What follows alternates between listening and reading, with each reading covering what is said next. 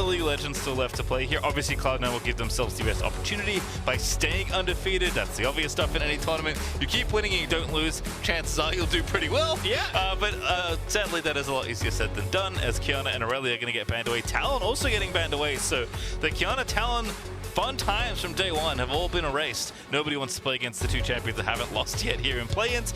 Lee Sin, Lucian, Rise, these teams have done their homework. Marcus are already into pick number one. Yeah, a lot of jungler focus with the Talon ban as well coming in from Cloud9. So gonna have to be pushed down a little bit further in their pools than we've seen from these junglers so far. You know, Blabber had just the Kiana and the Lee.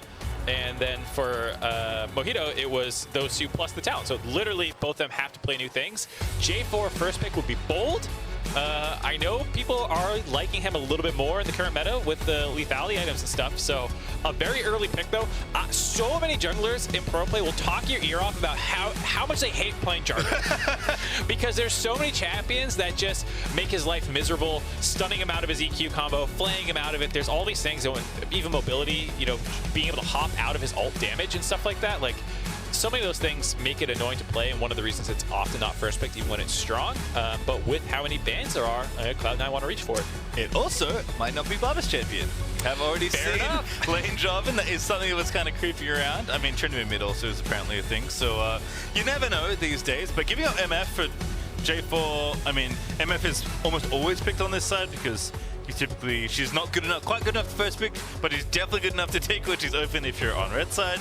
But I'm curious to see kind of how this job shakes out, because Xin was available as well. That is going to be Mojito's champion here. Will be fine up against the Jarvan if that is Blabber's champion, and will likely be fine against whatever else Blabber might bring out from the jungle. Yeah, I'm just surprised to see. I'm still like processing the Jarvan when it's like Zin's up. You know, we've seen Blabber play Zin plenty. A decently strong enough pick that you can take it first and be fine.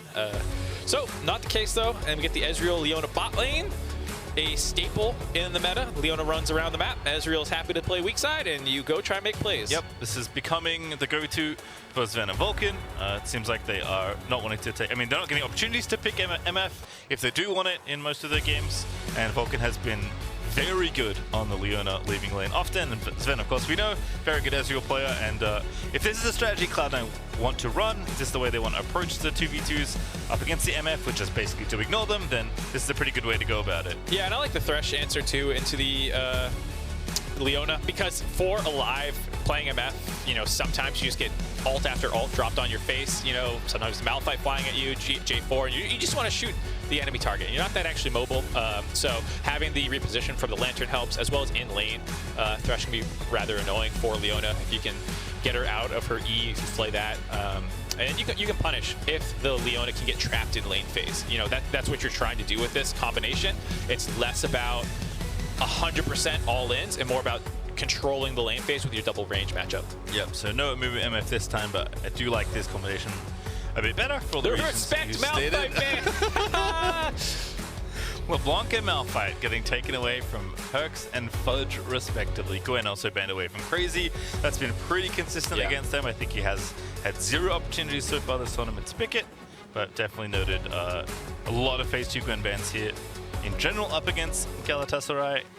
So what is the final ban here for Cloud9? It is Camille continuing to keep the top lane champions lowered. And again, we have many questions to ask ourselves about the Cloud9 solo lanes, but for now, we'll answer ones about GS. Going with the Jace. Going back to it after a pretty rough performance on it the first time around. Not like he played terribly or anything, but the game just blew up so quickly that, you know, he TP'd for lane, try and get his advantage, the other Urgot, TP'd for kills, and then he's like, well, now there's a played steel caps. Urgot in my lane. So hopefully a better time around for Crazy. I do like when he has some playmaking tools. I felt like when I'm watching his VODs, he was really good about moving around the map and transferring his pressure and not just being the AFK pusher when he has a lead. Oh my goodness, it's happening, Mark. Trinity mid, all right. I mean, we'll talk more about it when we get into the game a little bit. Pairing it with the Talia. So a lot of map mobility, I think, for this entire team to get over there and try and make side lane plays. Trinamir, you know, also has map mobility, not necessarily trying to move around the map too much in the early game, but especially in the mid to late game, the ability to collapse on side lanes and make plays happen is pretty huge. Silas again, though, you know, creeps into another draft. Looks pretty good here with the selection of ultimates you have available to you. I like it. I mean, I haven't seen the Talia ult, not excuse me, Talia, the Trinity ult interaction with the Sylas, but I assume it's just gonna be hilarious to watch an unkillable Sylas flinging his chains around. So, but Lulu, like you said, has the ability to have a huge impact in this game. I am very curious how this shakes out, because this is a pretty big departure from what Cloud9 have shown us already, and it's always an interesting question. Like, again, in a format where you are trying to get as many wins as possible, that is obviously the path of least resistance into the main stage of Worlds. You value consistency, and I'm not saying Trinity mid's inconsistent, but when you've shown like a pretty similar look across your games, departing from that is very interesting to me. But perhaps you're trying to throw your opponent off guard, right? That's the trade-off, is like, do I think they're less practiced against this and we're good enough at it to beat them, or do I just want to play the stuff I know we know because we can outskill them? Yeah, I'm also wondering how much is, like, there's a lot of things to consider. Yes. Is it them trying to flex and show champion pools out there feeling pretty good at the 2-0 position? Was it something they saw in the draft where, like, okay, there's not a ton of lockdown CC yet? And then, you know, if the support's not going to bring the CC and they have Xin, you know, like, there's not really much else that's going to be bringing it probably, and so they felt like they could take it there, especially after seeing the Jace. Maybe they'd seen enough of what they wanted to see whenever they're going to lock in the Tryndamere that they decided this was the time to go for it. And, you know, Talia's kind of a cool one. It's been nice to see her rotating back into the meta. I love that every change they make to try and make her a better mid laner, and she just always pops up back in the jungle. But Blabber, this is a champion he is very well practiced on, so this could be quite a spicy invade here. Balulu is under the gun. Yeah, the fact that they... Oh, it's come early. Balulu forced to flash away. That was quite the high octave you hit there, man. Yeah, that was a nice invade. They didn't have anyone marking mid because they had their bot lane actually in bot going for the river, or the ward in lane, and so that allows C9 to sneak in unseen, and they get the free flash out of Balulu. Not how you want to start the game for him. That said, and this is my problem with Tryndamere. I was on Hotline League last night ranting about not wanting to cast Tryndamere, and I almost made it through the day, and I didn't get there. Now, we did get not the triple reju bead start from the Tryndamere, which is where I normally hate it even more. There's so many champions throughout League of Legends history that have just been the most uninteractive garbage mid laners. 13-pot Katarina, 13-pot Mordecai as you go back in the day, and this just like gives me flashbacks to those where I'm like, wow, you just took a lane off the map for me to cast. There's nothing to say here. Yeah. A little bit more interactive with the D-Shield start and the double melee matchup maybe, and maybe we can see some more action there, especially with the flash blow now. I will say, very on brand for Perks. I believe that is King Tryndamere. As far as Lane Kingdom, go, here we go. Which is, yeah, very on brand for Perks, which you love to see. Mahito, though, starting on the blue side. Oh my goodness, it's already happening in the bottom side. Zergsting is in trouble once again, does get ignited, but there is no additional pressure, although looked close. Man, Sven just threading the needle on that shot, poking Zergsting a little bit lower. I actually thought that trade was okay with the biscuits that he had, being able to heal up, and trading ignites reduces some of the all-in threat, so you can actually harass a little bit harder with the double range matchup. But Sven landing that last Q actually gives such an advantage in HP bars that it's just like lane phase. Over now. We talked about trying, not totally over, but in terms of trying to lock down the Leona, like, get ready to see some map movement probably. And it feels really good for Ezreal once you get the push, because it's easier to continue hitting your skill shots without as many minions in the way. Yeah, definitely want to try and permalock your opponent under the tower as Perks is just taking away the mini Raptor. When I talked about those annoying champions like 13-pop Mordekaiser and stuff, they start stealing people's chickens and stuff. Like, man, Perks is starting that stuff early on. Level 3 already, got the lane pushing in. I mean, Tryndamere kind of plays the same in just about any lane. Just hit the minions and don't stop. Hit the enemy champion sometimes if they walk close enough to you. If you get in trouble, spin around. If you get in a lot of trouble, hit W and heal. Yeah. That's kind of it. That's the champion. It's what you do after that that really matters. But the landing phase ain't that interesting. Yeah, and I mean, like, oh, here we go. All right, now we're getting spicy. Blabber lining it up here potentially for a gank, but he's going to back away. Yeah, I saw the movement in by Balulu that maybe without his spell available, they would go for it, but a little bit more focused on getting the Scuttle Crab finished off for Blabber. Maybe he'll take on a look at it with the waves pushing into Perks. You see Perks trying to hold the wave away from there, want to set something up. Tryndamere just doesn't have many tools to help out an actual gank attempt, and especially someone like Talia who really benefits from a lockdown setup to get her flick off, that it makes it so much easier, and the slow that Tryndamere might get if he chickens them is just not the same. What about Leona? Leona seems like a pretty good setup CC. Again, no flash, does get slowed down. Balulu is going to get himself over the wall though, and should be A-okay, but Blabber finds the flash, flicks him back, and then it's going to be first blood to Perks. How dare I slander the chicken slow? It sets up the flash followed by Blabber. Blabber getting first blood there. Well done, and Balulu gets punished. Not much he could do there. I think that was just really clever wave manipulation by Perkz as well as the rest of Cloud9, punishing after a smart level 1. Balulu's forced to TP back to lane, and you heard the analysts just talking about how important he is for this roster, and this is not the start they needed. Yeah, love to see paying off the level 1, right? And even like what you were mentioning before, like the early level 1 2v2 kind of led into Vulcan getting unlocked, and then they paid it back knowing that they didn't have flash, and it just really nicely coordinated there for Cloud9. That does mean that Fudge has been left alone on an island, and Jarvan isn't having a particularly fun time right now. 1v1 isolated versus the Jace, but hey, Fudge can play weak side, he can play strong side, and Perkz can play Tryndamere. Yeah, here you see that sick gameplay of the chicken flip. I mean, Blabber did all the work. Yeah, Blabber, I mean, Perkz did a lot of work to get the wave from the setup. That's true. And you know, it was about Blabber coming in and, you know, eating the rewards a little bit. And like you said, it's just a tough situation for Fudge in top lane. Actually going airy and focusing more about the fact like you're not going to get any grass procs off. You're not going electrocute and trying to do tons of all-ins. I saw him farming a lot with E. So very focused on just surviving the harass from the Jace and being able to go in later. Nice play there out of Zergsting, but Sven following up that Zenith Blade with a free W. Getting a little bit of damage down, but Vulcan taking some in return. Not too bad at the end of it all, but does seem like Vulcan is still calibrated well. Sven, though, is a little bit down on CS. Vulcan leaving does, again, isolate the Ezreal in the 2v1, so Sven is probably expected to lose in some farm here. Going to try and catch some back here as, again, Zergsting continues to be a magnet for these Mystic shots. Yeah, I mean, Sven's Ezreal's looking really good right now through this game. And you saw that play interaction like I was talking about why you often like the Thresh into Leona. And they'll probably keep the CS lead now that the bot lane has stabilized. You know, summoners are coming back up. The flash will be up for Zergsting soon. They already have the ignites. As hold on, Vulcan in there, does have ignite again. Aftershock's gonna proc, Q's gonna get dodged. Everything's A-okay, but no all-in there for Cloud9. Blabber is here in the area, but of course Mojito is down here as well, covering for the team. Alive, getting aggressive, but again going back in. Nice play, Ignite is down. Zergsting trying to make him pay, but Sven once more does have the auto attacks, and now Alive is going to try and get out of there, but I think he's dead as Blabber will finish him off. Electrocute's going to proc, and now Mojito is the next target. A great flash out of Sven is going to try and keep him alive, and that's actually enough to kind of, and that is an absolute tragedy for Galatasaray as Sven collects it all. Cloud9 playing it risky, going in, trying to get that timing window before Zergsting got the flash. They were trying so hard to set that play up. Looked like an overforce at times, but able to dodge out on the hook back. I think that was the critical moment there. And from then, both junglers collapsing, just playing it a little bit cleaner for Cloud9.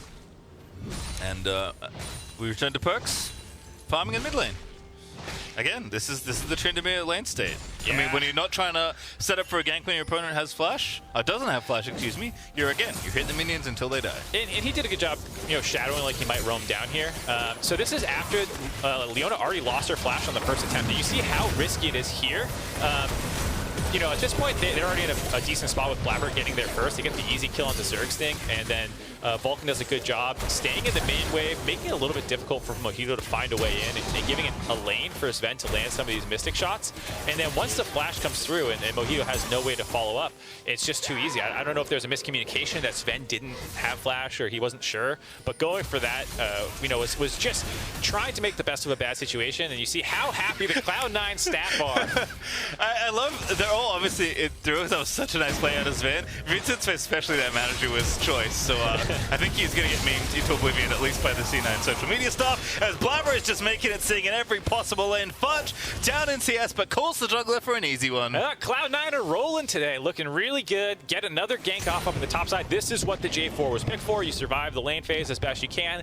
At 6, the Taliyah comes flying in out of nowhere, and you have to land the kill. It's a more difficult gank to pull off than you'd think.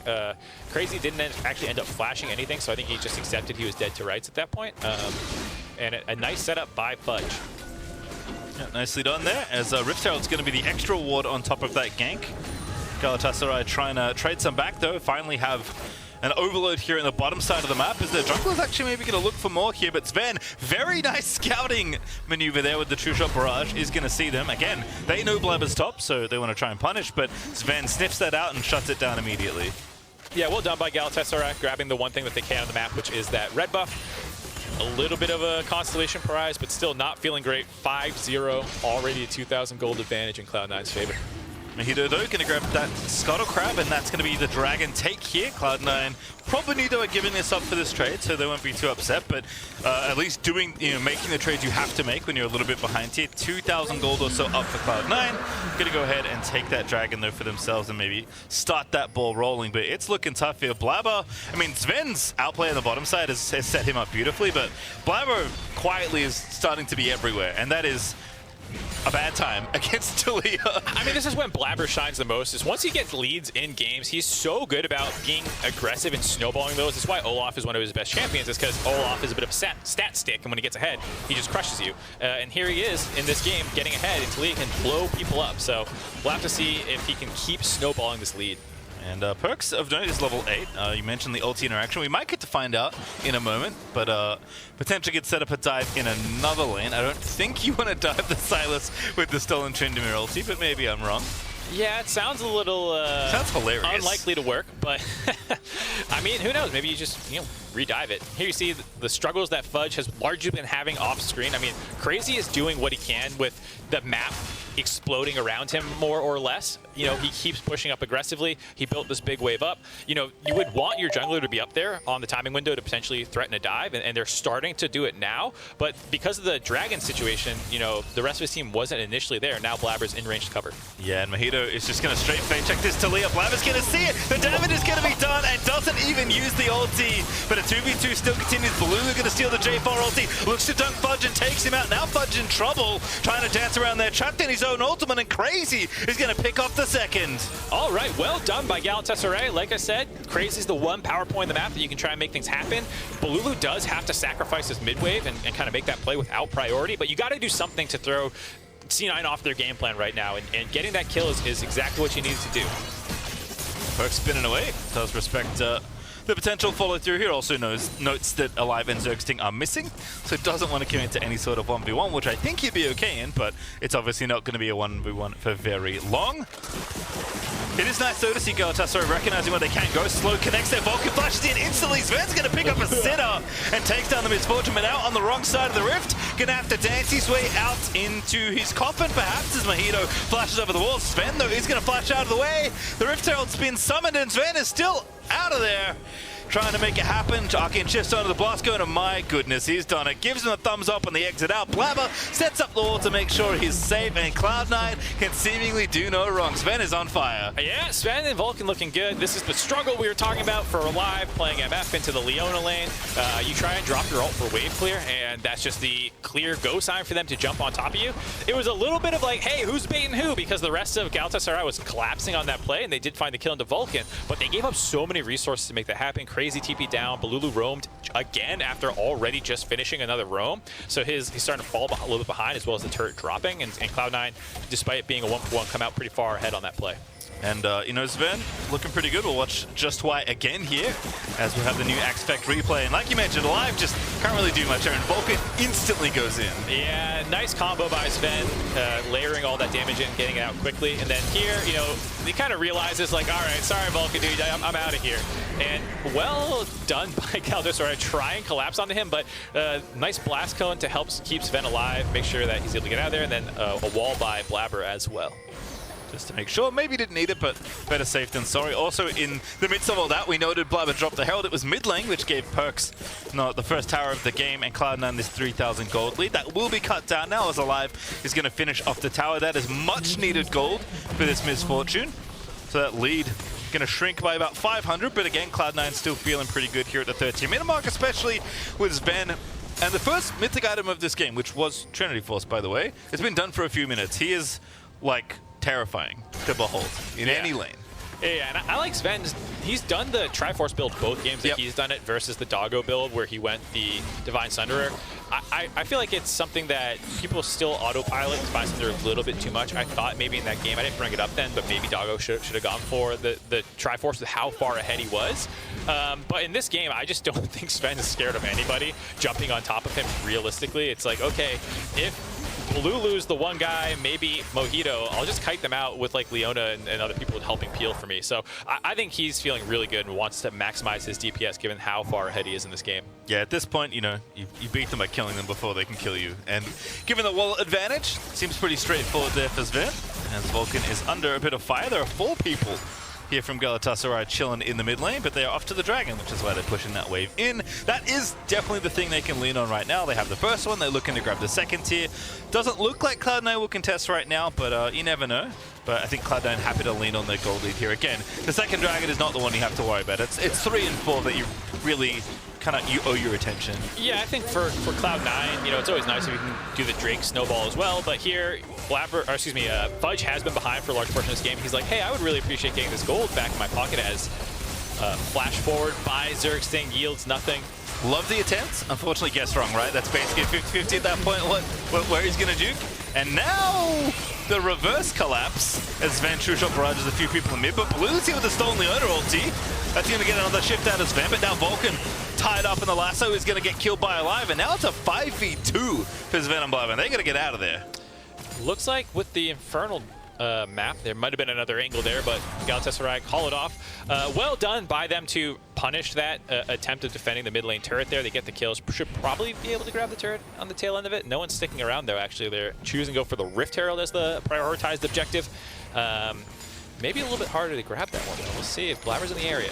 Blabber looking, but 1v3 right now. Does have his flash. Already gets Mr. Smite. Zergsting finds the mark, and that's an easy pick off there for Galatasaray. Now 4v2 around this Rift Tower. That is going to belong to them, so that's an objective they like to take. Perks over here so late, but they do want to fight apparently. Sven feeling pretty strong. Perks getting in there. Gale forces through, gets himself hooked up, has to pop the ulti. Fudge, they're going to get the kill, and Perks does indeed pop Undying Rage, but Crazy's going to take down Fudge.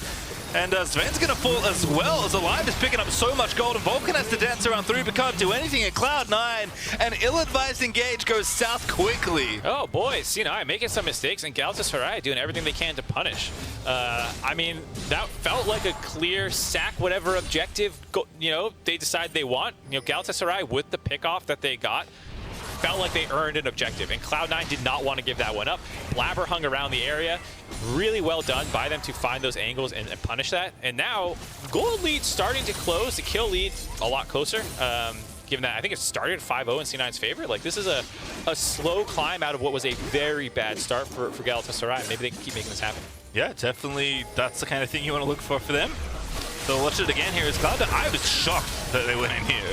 I was too. I'm like, okay, great, you're poking in. Maybe you get an exit kill, but because Perks gets hooked, it kind of forced. Hold on here. Alrighty, Fudge at it again, but Wolf and Blabber, not sure what the angle was there. Maybe looking for Alive at the top of the screen, but it is Fudge going to have to get out of there. Does get out safely, but as you mentioned, Mark, the gold lead is starting to dwindle a little. At the peak of the mountain, it was 4.6k, dipped down to about 3,500 right now. Right, and they grabbed the Rift Herald off it as well as the Dragon, so like while the gold lead doesn't look like it shrunk that much, there's going to be quite the influx going in their favor here. Able to grab this one without even needing to commit the Rift Herald, probably going to grab the second turret as well. In the meantime, C9 is just saying split push mode with Perks up in the top lane on Tryndamere, but this is all still great trades for Galatasaray. Well done, capitalizing on what was a mistake by Cloud9. Yeah, and I think even without TP, this is kind of Tryndamere plan A in a lot of ways. I said that his landing phase wasn't very interesting. He just runs around hitting minions and then that's it, and then it gets more interesting later. I guess I accidentally lied, because post-landing phase, it's also the same thing, just, slightly different. Yeah, exactly. Just hit a different lane. Yeah, so, I mean, Cloud9 is obviously, this is part of the game plan. Eventually, Tryndamere just gets impossible for anyone to potentially deal with for the side of Galatasaray. But I think the 5v5 is not something you can ignore being better for them. I mean, Talia, bit of a tricky team fighter. You can blow people up for sure, and you can pelt people with your Q, but not ideal compared to a Xin Zhao who can provide a lot more utility. And then Tryndamere, obviously not a great team fighter. So if they stabilize and can force C9 to come to them with some of this Dragon stacking that they were able to grab, I think there actually is a pretty clear path back into the game for them. And I got to give a lot of credit to Zergsting being a big part of that. Flashing forward, trying to make plays happen, even though, some of them came up short, he still helped find them. And then especially the flank onto Blabber to really secure that Rift Herald. That was the key pickoff that he did by abusing vision very well on the Rift Herald map. Or excuse me, the Infernal map. Yeah, as we noted, Zergsting does not miss often with the skill shots, and even though Vulcan kind of got him a little bit in some of the early exchanges in lane in particular, he has definitely paid it back here in the mid game. We're going to stabilize this game for Galatasaray. Again, they're in touching distance. 3,000 gold is fine. On the warpath for this third Dragon's going to be the big one, but Cloud9 now starting to shift that attention over here. But even with this gold lead, which isn't as big as it was before, is this enough to strong-arm the other enemy team in a 5v5? I think it's definitely still in Cloud9's favor, especially with the vision control setup on their side currently. And it's a little tough for Galatasaray to sneak their way in here, but I think they really do need to force this despite the bit of a losing situation or position that they're in currently, because the dragon stacking will be something that keeps Cloud9 honest in this game and not just letting Tryndamere AFK split push all the time. Oh, crazy that they found a pick. Blabber going to cut him off the wall as well, but Perks tries to make it happen. Fudge over the top again. Blabber finds the flick. And Perks is taking down Crazy. Mojito's low as well. Vulcan is just in the midst of the enemy team, getting it done with Leona. And Blabber's going to find the snipe with the stones, as now Xerxes falls to flash away. And Cloud9 looking at the enemy T2 turret like it doesn't exist, excuse me, as he will get kill number 3 as well. Well done by Cloud9. Find the angle, find the punish, able to grab this dragon. That was what I was talking about with the vision problem that they have for Galatasaray, that they just didn't know who was under threat. So Crazy thinks, well, I'm just holding mid lane, and that's actually the one that they choose to attack. He tries to get over the rest of his team, but Cloud9 have a lot of tools for chasing down, and after they got the initial kill, it was too easy. You can see here, he's like, all right, well, they're probably messing around the river. He doesn't expect them to be in the brush ready to go over the wall, and even after he flashes towards his team, again, more follow-up from J4, easy kill there. Mojito tried to save him, ends up in a bad position. He's trying to flash forward, find his way out of there, but at this point, it's just all chase down sequence for Cloud9. Grab the dragon on the back end of it. Yeah, this is something that this team does very well. Like, Tryndamere and Intro are awesome at chasing people down. And even Blabber's just getting in there, trying to see if he can find the final few rocks. Doesn't get the 4th kill, but hey, they'll take 3 there. Stopping that dragon snowball. They take that that infernal dragon for themselves, excuse me. And now Perks at it again. And Balulu's getting chopped to bits. And oh, we're going to get to see it. Battling ultis here, unfortunately. Wait. He didn't pop off. Wait a second. Perks, what happened? Silas is always a better version of the champion you're playing. We saw it earlier in the day where Perks was a better Amumu, and now here, Balulu's a better Tryndamere than Perks. I was gonna say, the difference maker is the CC that happens after, but apparently not. The difference maker is clicking the R key. Yeah. Tough one. I mean, I struggle to do that all the time. And look, it looks a bit silly, but this is actually turning into a real Baron attempt here for Galatasaray. Yeah, I really like this decision. Grab as much as you can for that pickoff. Alrighty, are we in the steal zone? Are we in the fight zone? We're not in the hook landing zone, unfortunately, for Xerxes, but the full time's looking good. Great ulti to out of Vulcan to cancel that, but now Balulu is on the assault once again. Vulcan going to be the target, but Fudge in the backline is getting assaulted there. The stolen J4 ulti looking nice, as Vulcan isn't dead, but that damage might be enough for them to go back, but unfortunately not feeling too healthy. Baron's regen back to full. And Perks is back out on the map, so Galatasaray will back away. Cloud9 dodge a bullet there. I really like the decision by Galatasaray there to force the Baron as hard as they did. Balulu was in a great flanking position, TPing back in there after resetting. And I think they just got caught between doing 2 separate things.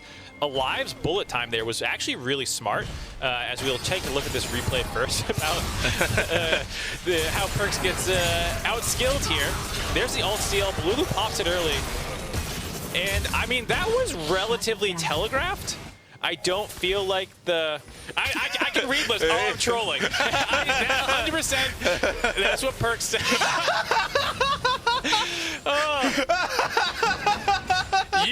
That play was 2 out of 5 face plants. Yeah, that's the gift for the tournament. I mean, I don't know what's going to top that. Max Waldo's face right there in the middle. The classic Mithi reaction. Oh, that's beautiful. And I mean, like, it was really funny, but like that almost was a huge avenue for them, because, like I said, the MF bullet time bought so much space. If their turn was a little better, or they just refocused back onto the Baron, they could have 50-50'd that. And if you lose the Baron or you get wiped there, suddenly the gold lead's gone. Yeah, look, it would be a lot less funny if they weren't still 5,000 gold ahead. That goes from like that meme of the guy clapping in the chair at the movie theater to like the horror face. Yeah. That was the living embodiment of that play almost. All right, well, Cloud9 do have to refocus a little. Perks is going to have to re-find his the R key on his keyboard, but it's still there, I'm sure of it. And is still obviously a threat in these side lanes, right? Like, I don't think Balulu, even with the stolen Tryndamere ulti, is going to have a fun time up against Perks 1v1. I don't think anyone really is 1v1. And when they're bringing Vulcan down, they're able to shadow their side laners as well. Cloud9 can do a lot of splitting in some of these side lanes here, which I think has to be the plan. Obviously, having Baron would make that quite a bit easier. Unfortunately, doesn't have access to that right now, but Cloud9 still maintaining control of this game. Even though they've had some oopsies, they haven't lost, you know, the sense of the map state that they're trying to play to. No, I mean, they're in a fantastic position for 1-3-1. Your Ezreal Leona lane, which maybe should have lost, actually gets ahead, which gives you a lot of space in your 1-3-1 for them to be more self-sufficient to get the push on their own, and that enables Taliyah to go flying into these side lanes, and it's a lot harder to defend against for Galatasaray because you don't necessarily know where she's going if you don't have good vision control.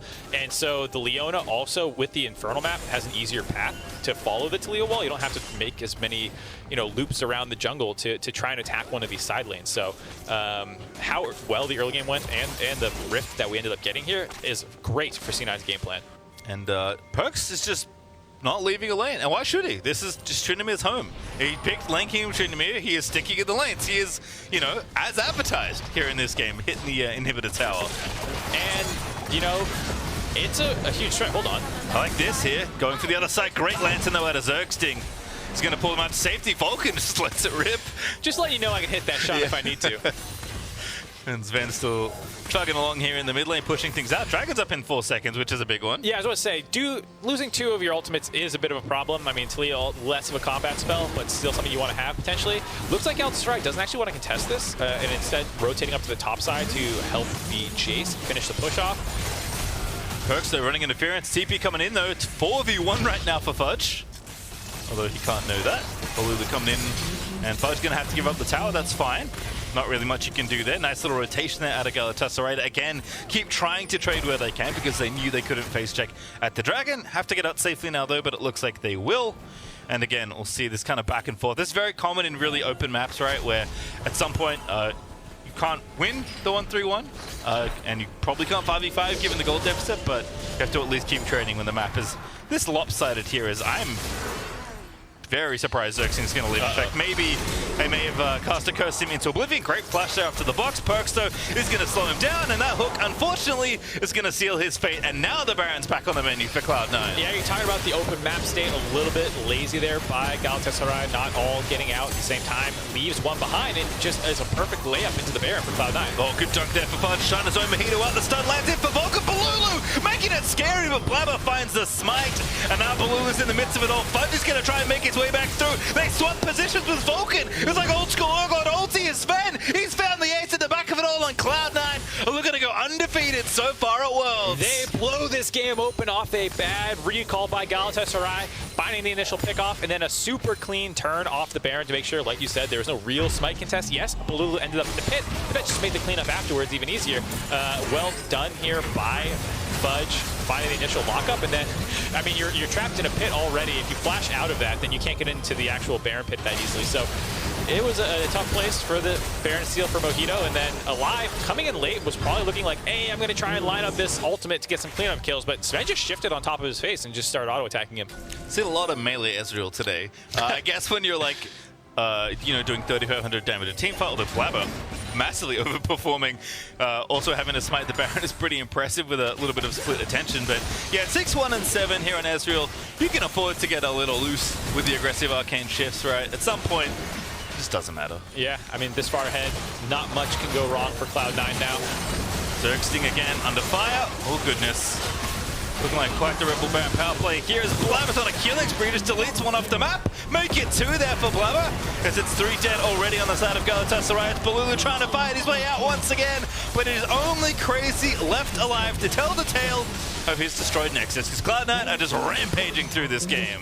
Cloud9 looking to end the game, 28 minutes. Crazy's the only one up, but Sven wants some more blood. More shifting onto the enemies. Sven making it known that he hasn't misplaced his keys, unlike his teammate Perks. But Perks looking good at the end of it all. 5-1 and 8 at the Infinity Edge, but it doesn't creep building, so I don't think it mattered. Cloud9 still undefeated, 3-0 now here in Worlds 2021.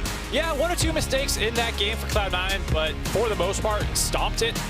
You know, you would not know looking at that scoreboard that there were a couple touch-and-go moments throughout, and I think that does speak to the fact that Cloud9 did look very prepared in their game plan, as well as just having some individual outplays. I think especially in the bot lane, Sven and Vulcan deserve a lot of credit.